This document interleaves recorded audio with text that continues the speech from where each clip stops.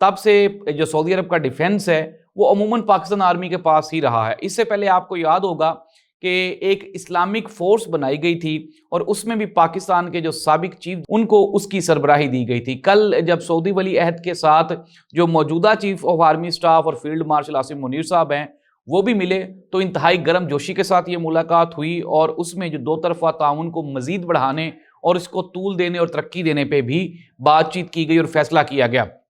اب ناظرین، کچھ دوست ایسے بھی ہیں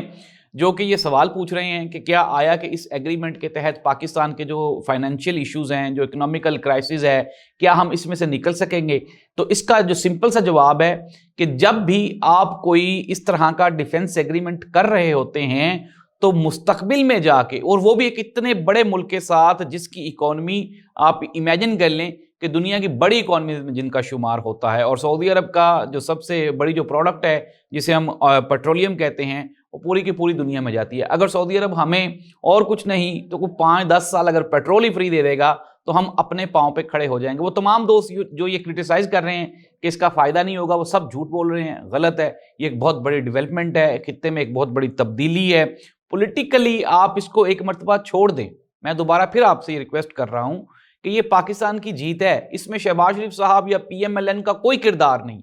اس میں سارے کا سارا کردار، قربانیاں وہ پاکستانیوں کی ہیں۔